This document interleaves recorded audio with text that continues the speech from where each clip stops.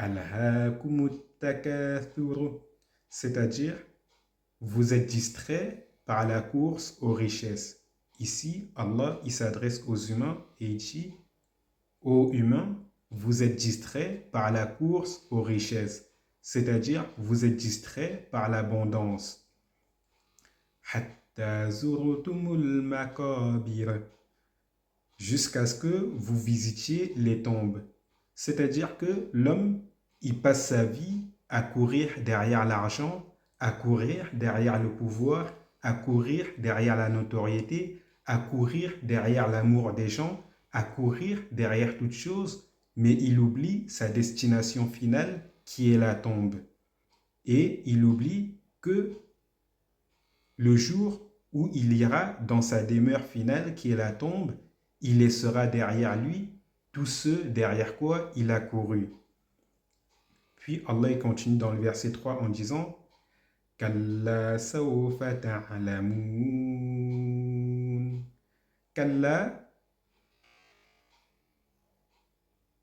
en arabe, c'est tantôt utilisé pour exprimer la transition et pour réfuter l'affirmation qui a été faite précédemment.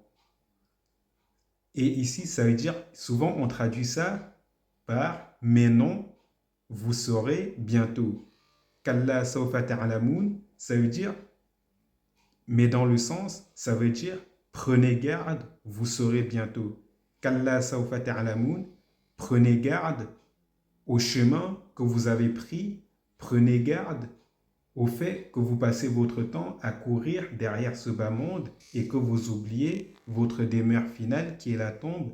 Prenez garde à cela car vous allez bientôt savoir le jour où vous serez dans votre demeure finale, le jour où vous serez entre les quatre murs. Puis Allah il continue dans le verset 4 en disant ثُمَّ كَلَّا سَوْفَ تَعْلَمُونَ. Et ici, c'est une épanalepse. Ici, c'est une épanalepse pour renforcer la mise en garde qui a été faite auparavant. C'est-à-dire que quand on dit une chose, quand on lance un avertissement une fois, c'est pour faire réfléchir la personne.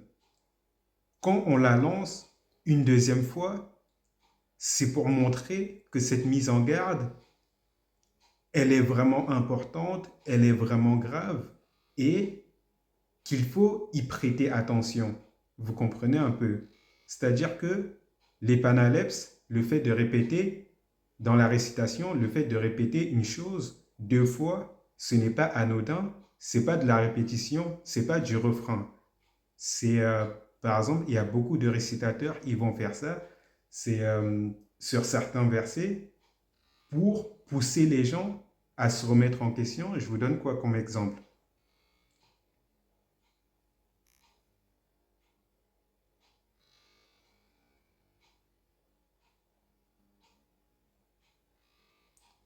Imaginons un récitateur,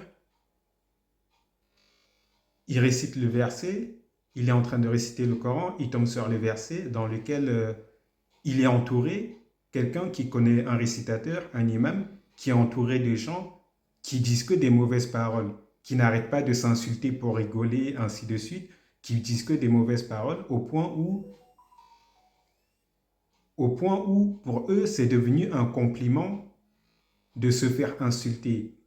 Il récite le verset dans lequel Allah dit Ya ayyuhalladhina amanu ittaqullaha wa qulu qawlan sadida. Et il la répète une deuxième fois Ya ayyuhalladhina amanu ittaqullaha wa qulu qawlan sadida. Ce qui veut dire ô vous les croyants, ô vous qui croyez en Allah et au jour dernier, qui croyez en ses livres et en ses messagers, faites preuve de piété et ne dites que des paroles, et ne dites que des bonnes paroles, des paroles éloquentes et agréables à entendre. Et ici, l'imam, il va répéter 2 fois le verset, il va faire, c'est ce qu'on appelle une épanalepse, pour que les gens réfléchissent plus dessus, pour que les gens qui sont derrière, pour que ça reste ancré dans leur mémoire, pour que même celui qui était distrait pendant la première récitation, il l'entende et que ça reste ancré dans sa tête, et pour que quand la prière elle est finie et que les gens y sortent, le verset leur reste en mémoire, et pour que lorsque quelqu'un parmi ceux qui étaient derrière lui en train de prier, il a envie de dire une mauvaise parole, il se souvienne de ces versets, de ce verset. Vous voyez c'est quoi le principe de l'épanalepse? Le principe de l'épanalepse, c'est pour que le verset reste plus longtemps dans le cœur. Car quand on répète quelque chose, ça reste plus longtemps dans la tête, ça reste plus longtemps à l'intérieur. Alors que quand on le dit qu'une seule fois, la plupart des gens, ça entre par une oreille et ça sort par l'autre. Donc vous avez compris pourquoi Allah dit Kalla sawfa ta'lamun, thumma kalla sawfa ta'lamun, c'est-à-dire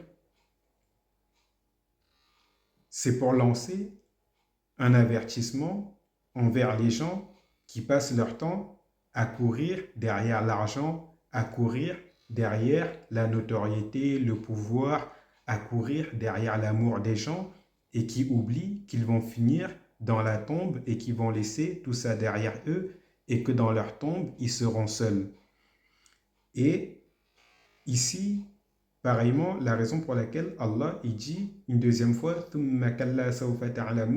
c'est parce que les conséquences de cet agissement, de ne pas penser à ce qui attend après la mort et à vivre comme s'il n'y avait pas de mort qui nous attend, comme s'il n'y avait pas notre tombe qui nous attend, les conséquences sont successives. Il y a la première conséquence qui est dans la tombe, puis il y a la deuxième conséquence qui est le jour du jugement, d'où la double épanalepse ici.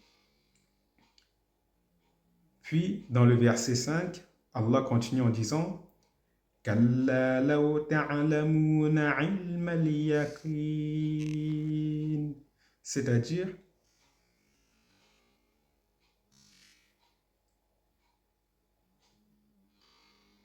si seulement vous aviez ilm al-yaqin, on appelle ça, ils vont traduire ça par si vous saviez de sciences certaines ou si vous aviez une science certaine. Mais ilm al-yaqin en arabe, ça veut dire que tu as une science, ta science, ce n'est pas que de la théorie. C'est quelque chose dont tu es sûr, dont tu ne doutes pas. Par exemple, quelqu'un qui sait, mais qui doute de ce qu'il sait, on va dire qu'il sait, on va dire il a du ilm en arabe, mais il n'a pas le ilm al-yaqin. Quelqu'un qui sait et qui est certain parce qu'il a confronté tous les arguments qui viennent s'opposer à ce qu'il sait, celui-là, il a le ilm al-yaqin en arabe, la science certaine. Et je vous donne quoi comme exemple pour vous expliquer ça? Prenons l'exemple de quelqu'un. On lui dit, on va prendre un exemple tout simple. Quelqu'un, on lui dit, les démons existent. La personne, les démons existent, les djinns existent. La personne est dit, ok, je suis d'accord que les djinns existent. Mais la personne, elle a eu aucune expérience de vie qui lui permet vraiment d'affirmer que les djinns existent. C'est-à-dire, la personne, elle croit en l'existence des démons, mais elle n'est pas certaine. C'est-à-dire que cette croyance en l'existence des démons, elle peut être chamboulée à tout moment. Elle peut être chamboulée, quelqu'un peut venir et lui retourner le cerveau et il va tomber dans le piège. En lui faisant croire que les démons n'existent pas, que ainsi de suite, quelqu'un peut manipuler, il va tomber dans le piège. Quelqu'un qui a le ilm al-yaqin, c'est quelqu'un qui, non seulement il sait que les démons existent, mais il a des preuves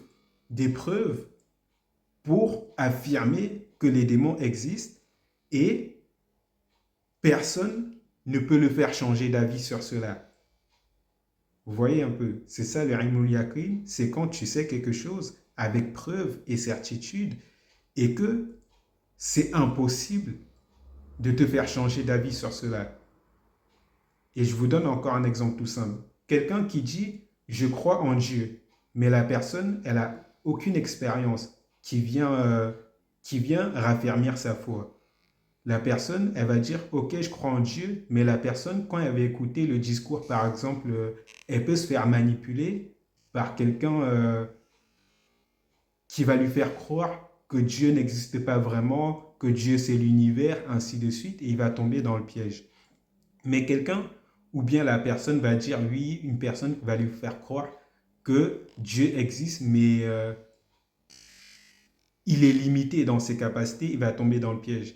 Alors que quelqu'un qui croit en Dieu, on va, pour rester simple, il y a des gens qui croient en Dieu, mais on peut les faire renier leur foi parce qu'ils ne sont pas sûrs, parce qu'ils n'ont pas d'expérience qui leur permette d'être sûrs.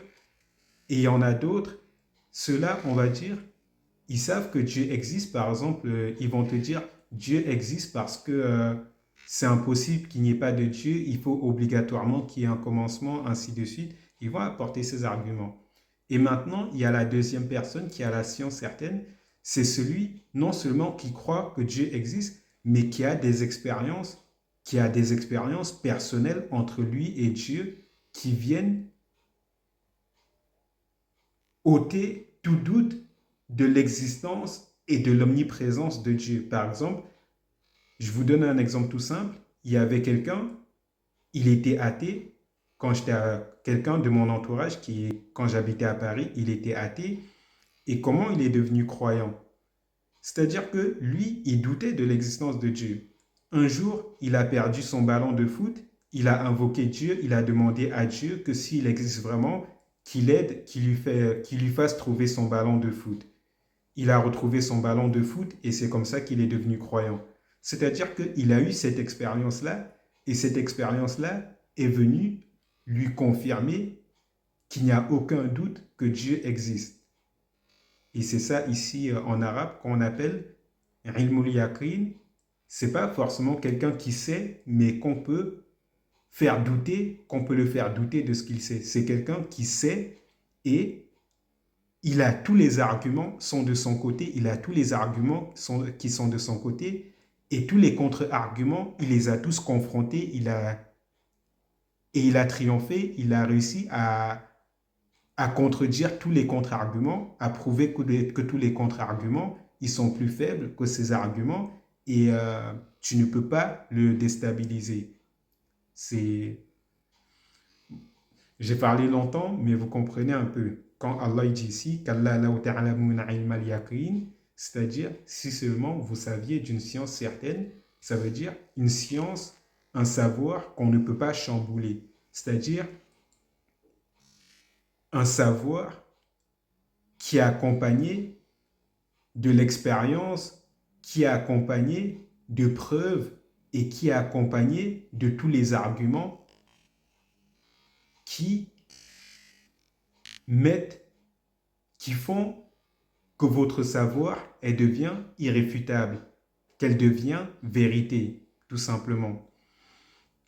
Puis, dans le verset 6, Allah dit La tarawunna al-jahim, c'est-à-dire, vous verrez certes la fournaise.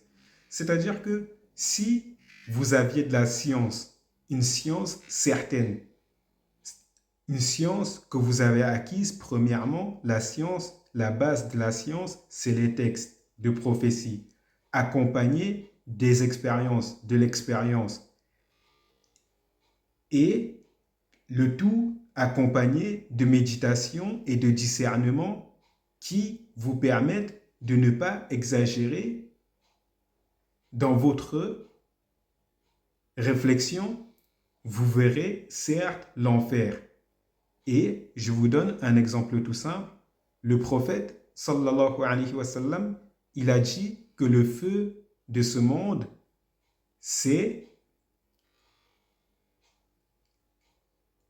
son origine, c'est le feu de l'enfer qui a été tari 70 fois. Qui était 70 fois, c'est-à-dire que le feu de ce monde, c'est le premier feu qui a été créé, c'est le feu de l'enfer. Puis le feu de ce monde, c'est un feu qui découle du feu de l'enfer et il a été tari 70 fois. C'est-à-dire, Allah, il a diminué la puissance de ce feu 70 fois afin que l'homme puisse le manier à ses besoins. C'est-à-dire que quand tu vois le feu de ce monde, quelqu'un qui a de la science certaine et qui a de l'expérience, vraiment, quand il voit le feu de ce monde, il voit l'enfer.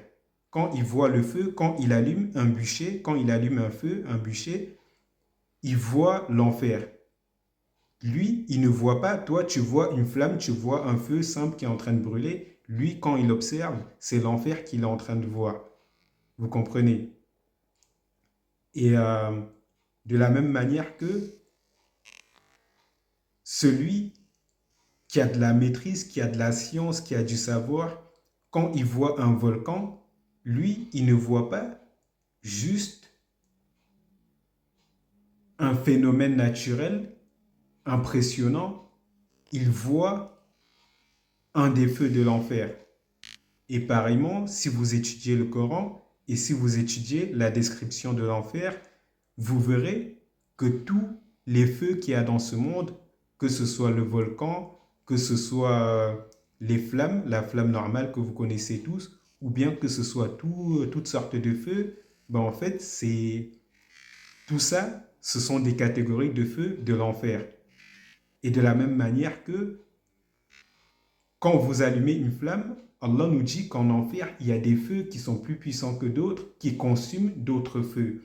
Quand vous allumez une flamme, quand vous allumez un feu et que vous observez, vous voyez qu'il y a des flammes de feu qui sont plus puissantes dans le bûcher que vous avez allumé. Vous voyez qu'il y a des flammes plus puissantes que d'autres.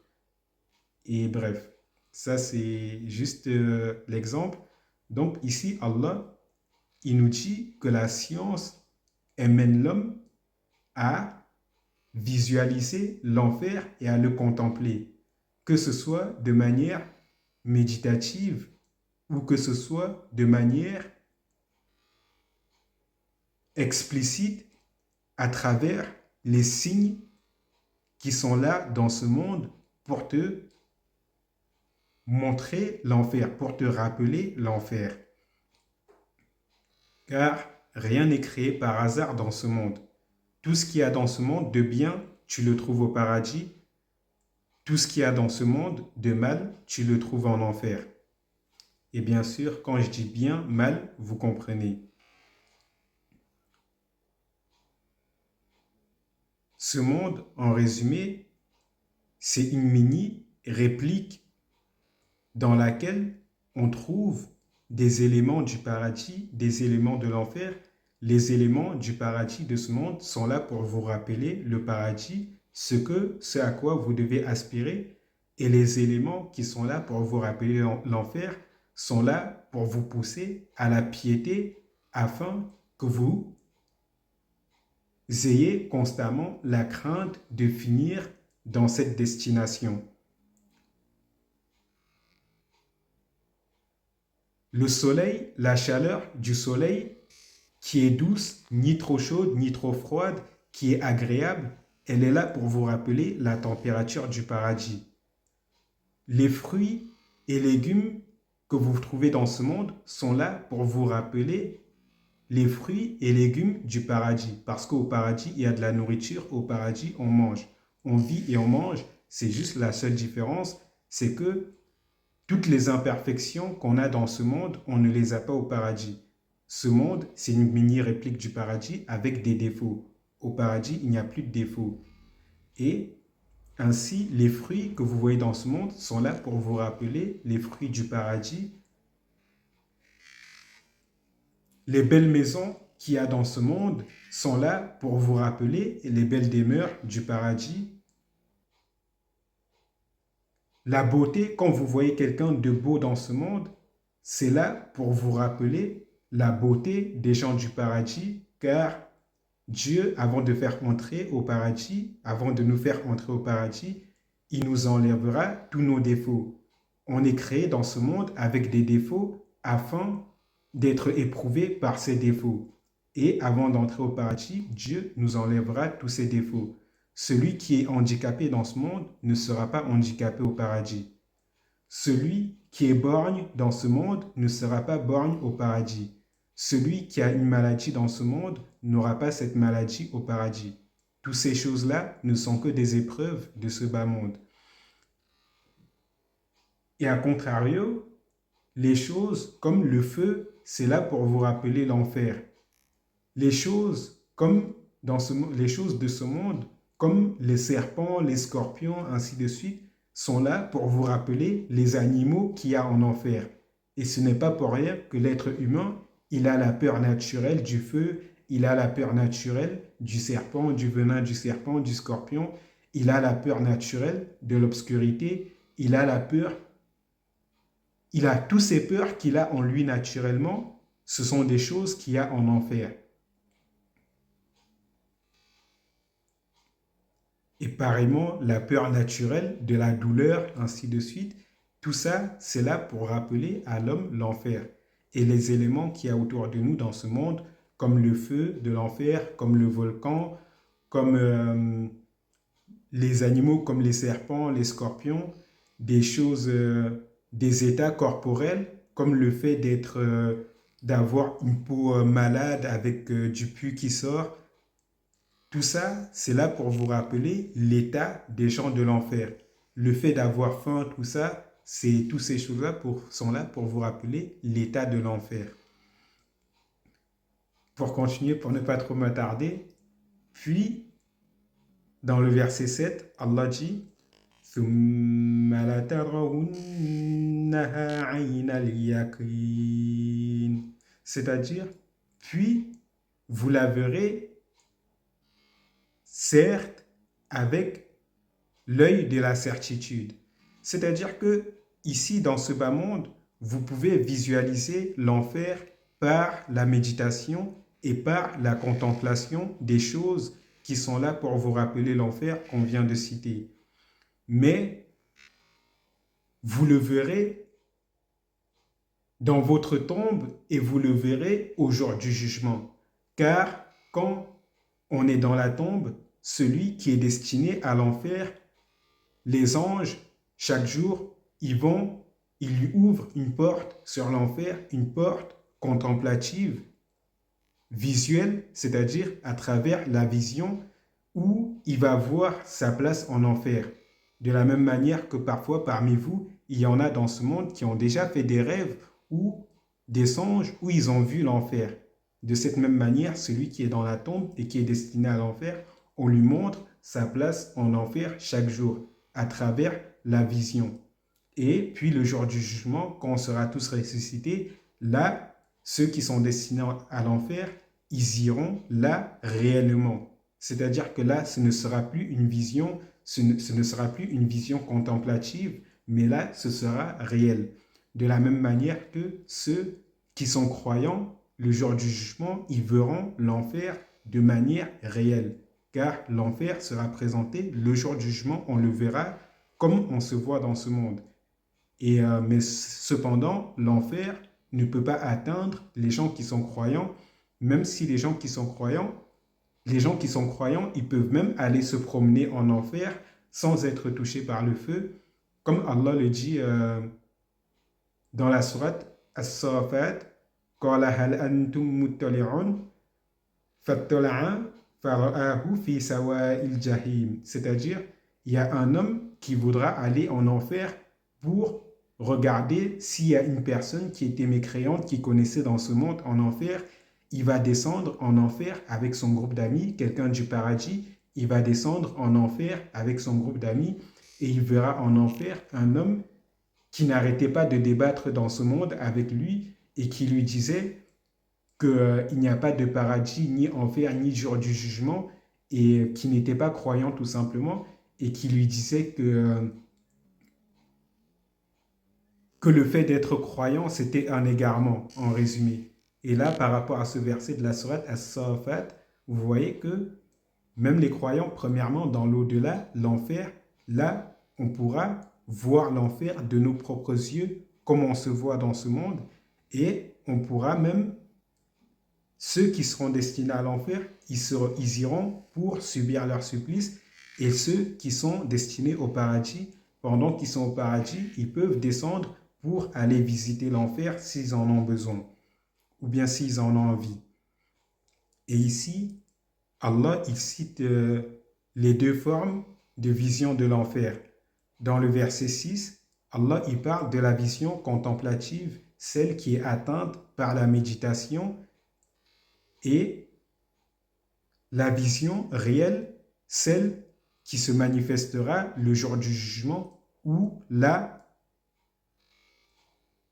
on verra l'enfer réellement, où là, tout sera rapproché et on verra l'enfer réellement, on verra le paradis réellement, sans que rien ne soit occulté.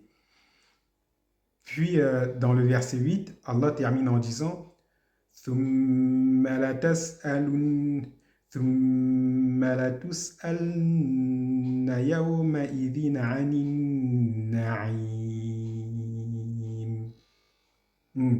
ثُمَّ لَتُسْأَلُنَّ يَوْمَئِذٍ عَنِ النَّعِيمِ. C'est-à-dire, et ce jour-là où vous serez présenté devant l'enfer et où vous le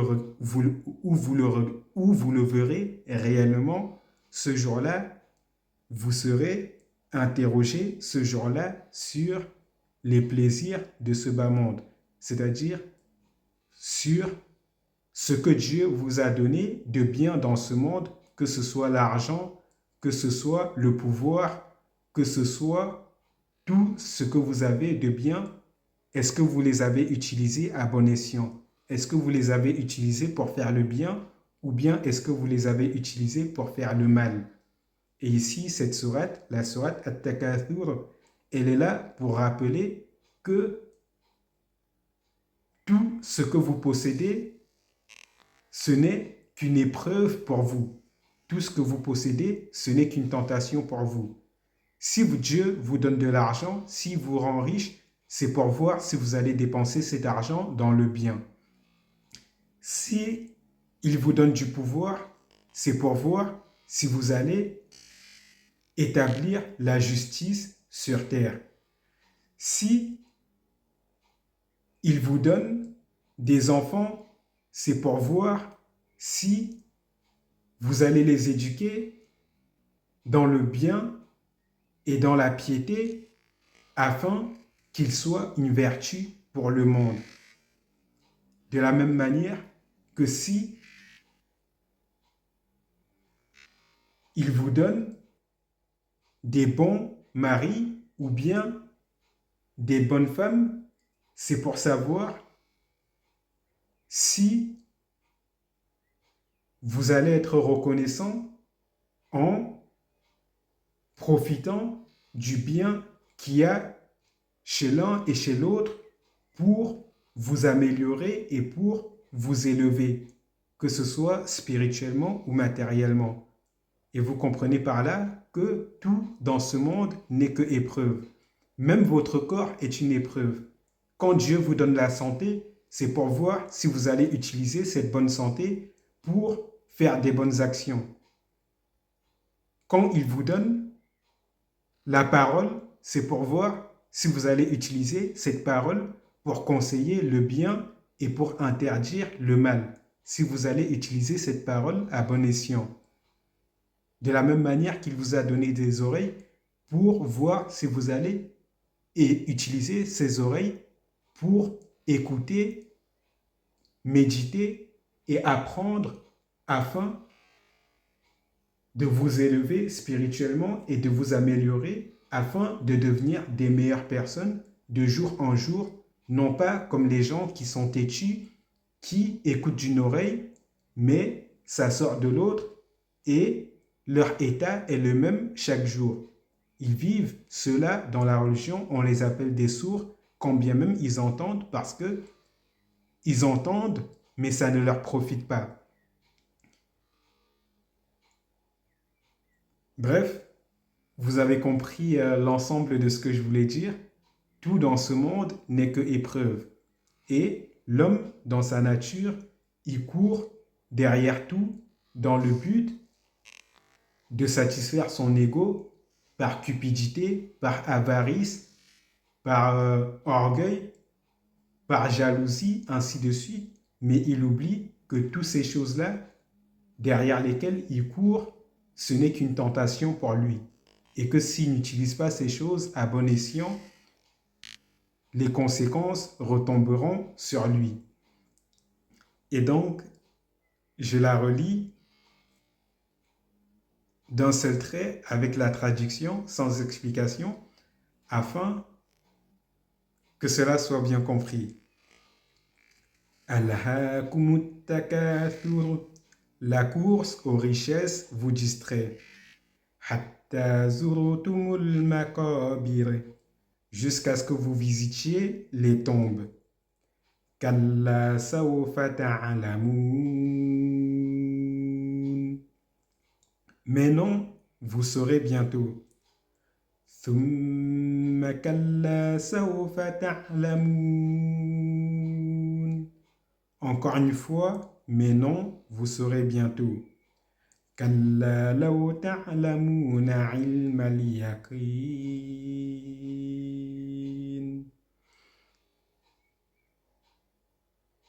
Mais au contraire, si seulement vous saviez d'une science certaine. La tarawunna al-jahim. Vous verrez certes l'enfer.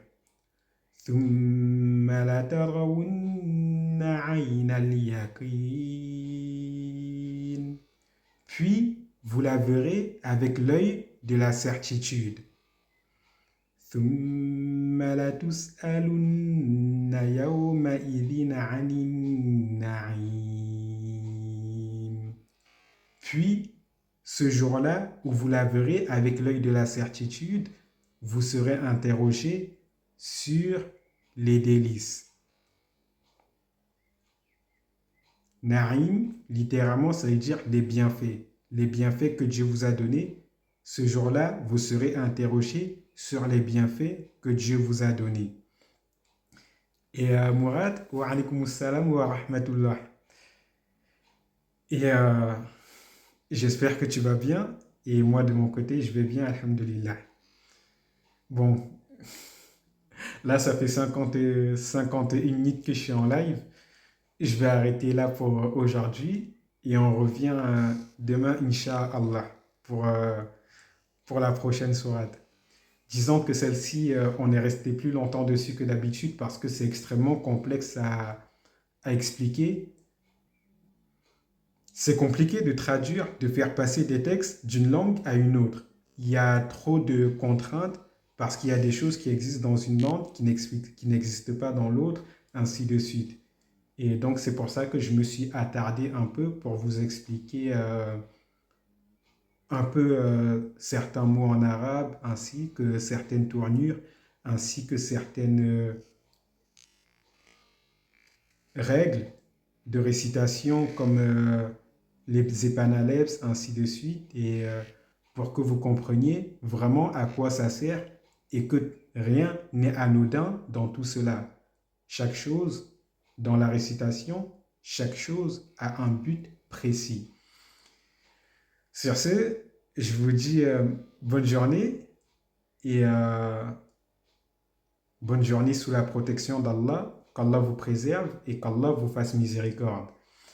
Et on se dit à demain, Inch'Allah.